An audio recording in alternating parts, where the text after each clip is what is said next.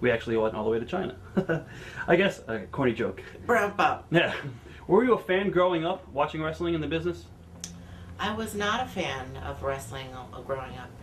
I do, however, remember my brother, who was 6 years older than me. So there was an age gap. But I remember my brother having his friends come over to the house, and we had this huge dog kennel in the back, and we had 2 miniature schnauzers, and it was warm weather, so we would have this chain link kind of kennel that my brother had built, and it had a dog house in the back, and he was a huge wrestling fan. So I remember hearing names like Hulk Hogan and Sergeant Slaughter, and I can't even remember now who he brought up, but I didn't know what he was talking about because I never really watched on TV or anything. But he would say that he needed a belt, that him and his friends would wrestle. And backyard wrestling. Yes. Yeah. And I wouldn't eat. Well, it actually ended up being dog kennel wrestling, which was something very bizarre. I just kind of didn't think twice of it. But I had a blast making belts out of tin foil and beads. When you're a little kid and girls have the beads that you string up. And, I'd get the glue and the crafts out and eggshells and all this stuff and make them these beautiful belts so that they could throw each other in and out of the dog kennel. I had no clue what they were doing. Right. But it wasn't until later on that I found out who those people were. When did you get into the fitness and bodybuilding world? At what age were you? I would say that I think it's pretty apparent to everybody that I had a pretty dysfunctional family life. There was lots of stepmothers, stepfathers coming in and out of the household at a very young age. And my mother was very, very dysfunctional. And so, as funny as this may sound, I spent a lot of time in the basement alone. I had my toys. I was big into Barbies. Mm-hmm. I was big into books, and I was big into music. And I would go get away from all the yelling and screaming and dysfunction, I guess, and really kind of separating myself. And if you could see that even today, talk to myself, I dance around with myself, I do my thing, but that was from a very young age. And I think that started kind of bringing out maybe the entertainer in me, or I don't even necessarily call it a need for attention, but I spent time by myself, so I would do my own thing. And that's when I decided that I was going to become an actress. In the interim, in order to occupy my time after school, they had a Bally's fitness club that opened up. And because I loved music and the dancing and whatnot, all of a sudden there was this big place that I could go to after school, and with neon lights and a big pink dance floor where they did aerobics and all kinds of machines and toys and people and crazy workout get-up outfits. And I walked into this heaven, and I would spend from 3 o'clock in the afternoon until they closed at 10 o'clock. And I would mostly started out doing aerobics, and then I would venture in over to see mostly guys. It was mostly guys that time that ever really worked out. And I started kind of making friends and being approached by the guys or trying to watch what they did, and I would start doing it the same way. And then it was the same group of people that were always coming around, so I started making friends with the guys, and they started showing me how to lift properly and what it did and what I could do, and we became very close friends. And every day we would meet, and they would put 1 more pound on, and everybody would cheer. If I would get it, if I was benching or I could do a fly or I did something new, and I remember all the boys just cheering, and I was so proud. It made me feel so good, you know.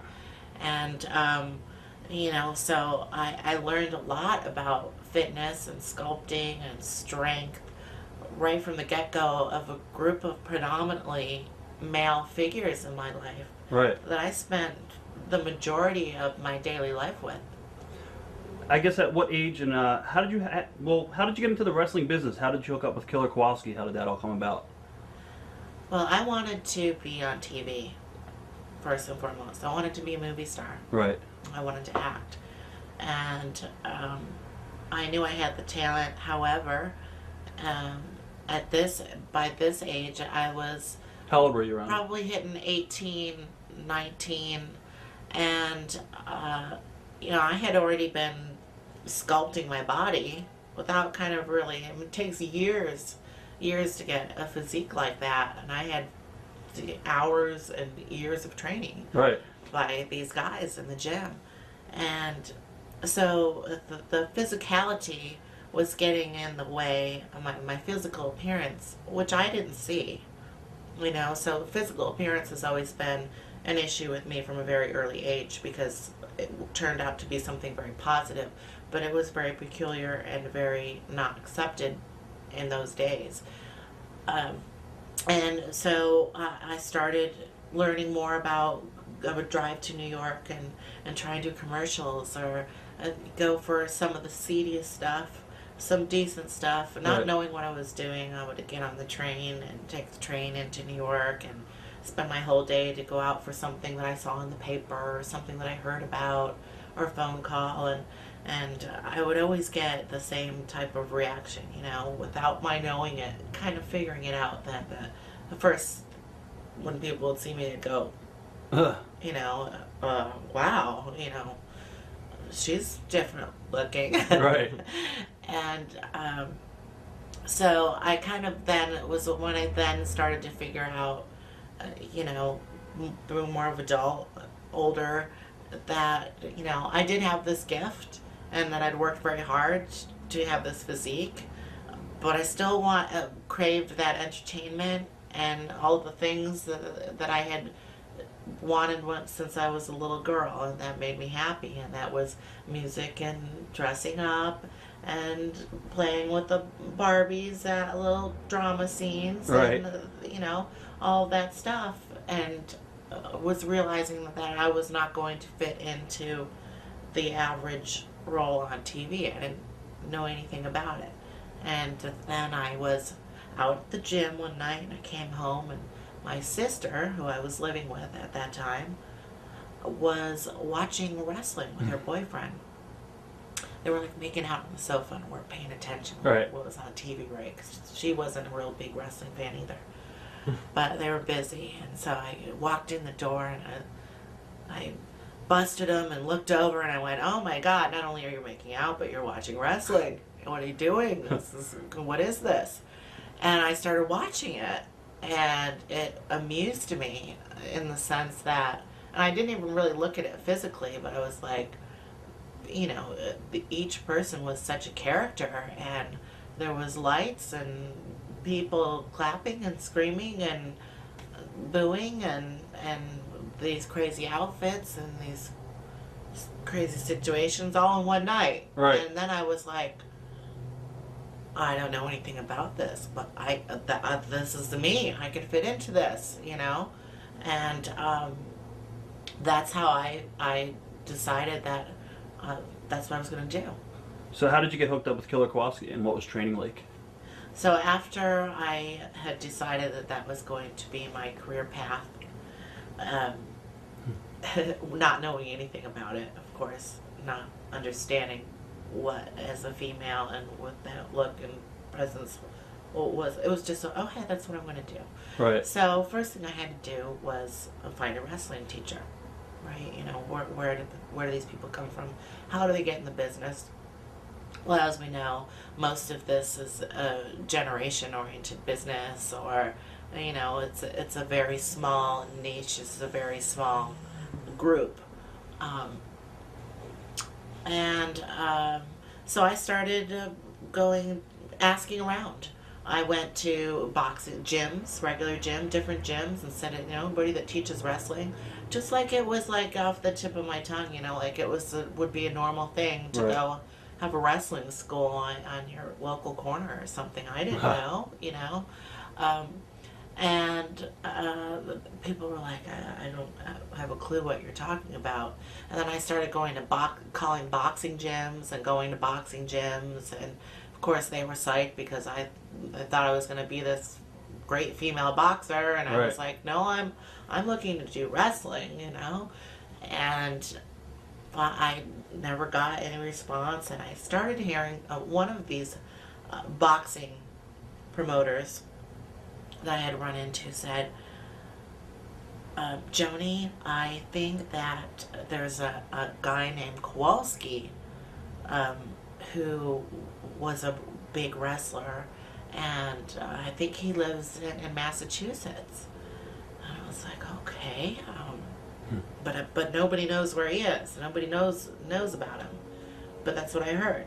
And so I actually literally went and picked up the phone book, and I looked under Kowalski, because I figured, how many Kowalskis could there possibly be? Right.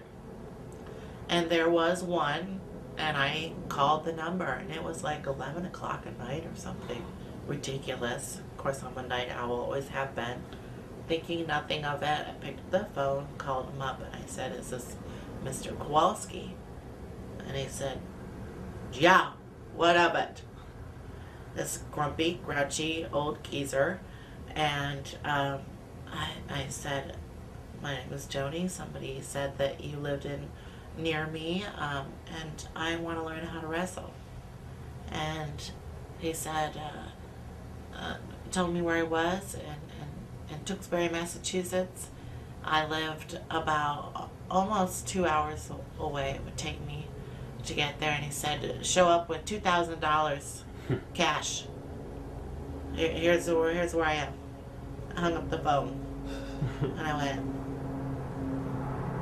well, I worked my buns off for months and months, and I saved. I babysat. Right. I was working. I was working at yogurt shops. I did sing telegrams. I was freak on wheels, and I saved that $2,000 to go be more of a freak on wheels and walk into that school, which was an experience of itself. I walked into an old, rickety gymnasium, and I said gymnasium not because there were weights in there. It was a completely bare room with mirrors on one side and a hardwood floor with a ring in the middle. Right. But it was a ring with crappy ropes and about 10 steel beams underneath it. And I saw maybe about 5 guys that were there who were playing house, wrestling house, if you will. And they were jumping off for the ropes and doing Shawn Michaels arm drops and like, I don't know what they were doing, but jumping all over each other and, you know, basically beating each other up without them knowing what they were doing. And there's this guy sitting like humped over, like I referred to him as kind of, he reminded me kind of like a walking shrimp. He had this, you know, hair piece on, and you could see the rubber sticking out, right. You know, and he'd go like this every once in a while, and he just looked over at me like that, and I was like, what am I doing? You know, of course, here I am, like, I had already developed pretty nicely, you know, pretty fit, and so in I walked in, and he went like that, and then did the double take, and went, oh my God. Money. Sure. Well, yes. And I said, are you Mr. Kowalski? And he said yes. And I said, it's $2,000. I want to be a wrestler. Right. And the odd thing was that I went 3 times a week and once on the weekend. And once I was in the ring doing a couple things, I learned how to do kind of just fall or flip over somebody and land on these steel beams. And so the first time I did that, it knocked the wind out of me, and did a drop toe hold and broke my nose. It's not stuff that he ever really taught. It was kind of figuring it out for yourself. Right. And then I became a little more cautious, and I still went, but I didn't get in the middle of the mix. I stayed outside the ring, and I watched. And I watched everybody else who I knew would never make it, and they'll hate me for that, but there was a reason why I ended up there and went that path, and there was a reason why I went and watched, because I knew that I was going to do it. Was Perry Saturn in the class at that time? He was not. He had made a couple of appearances, so I did meet Perry. He had real long hair. Yeah, Yeah, and I remember him making an appearance one time, just stopping in to talk to Kowalski about something, and the boys were going, Of course, I wasn't really friends with a lot of them. I would probably recognize their names if they said, I went to school with her, but it was very much out of the mix. Right. I stayed on the outside, and I didn't want to get in the rough of things. Were you ever discouraged at all about the business? Did you say, maybe this is not me, when you're, learning the bumping and stuff like that? No, I didn't. I didn't. No, I never once thought that. I should have. Realistically, I really think I should have. But I think, my lifestyle, the way it was, and I had a goal in mind. And also, for me at that time, there was no such thing as pain. You know what I mean? So you learn to deal with that, and that's what you have to do to make it. What about learning the psychology? I guess that came over time in the ring in front of people. You would learn the psychology and stuff like that. I guess the point of learning and how you get into it is twofold. And one, that is that although I didn't technically learn, it was a very good question when you asked, did you think at that time? No, because I didn't know any different than what was put in front of me then. I wasn't in the real deal yet. But I think it was integral as far as, most people who would walk into that and not really be taught and slam themselves around would kind of know if they're going to continue that or not. So it's kind of like a discipline. Right. You can go to school for something and do something completely different than what you graduated in, but that an education is worth discipline, and can you hack it? But it wasn't until I was hired, and without Kowalski's knowledge, to this day, Kowalski will say he got me into the business. And you know what? I'll say, maybe he did, because he's the first one I called, and he's the first, that was a part of the whole process. But I would make my own videos, and I would go to as many shows as I could to start learning, to start watching, right, and see what they did and what kind of production it was, and started watching it on TV and really learning instead of just jumping into it. I was trying to see. You're a student of the game. Exactly. And therefore, I was talking about it and going to school and whatnot. I was taking pictures. I started doing independent matches for some first, not knowing what I'm doing. Right. I was wrestled for Moolah. They started hearing about me, and wrestled Debbie Combs in like a basement on a mat. Right. Like Liz Chase, and stuff that I look back on now and I go, it's just really seedy, hard stuff, But like I said, I didn't know any different, and that was really cool to me. And I knew that I was good because it was not like I was fighting it. And I didn't know who these people were that I was wrestling on right, these independent circuits.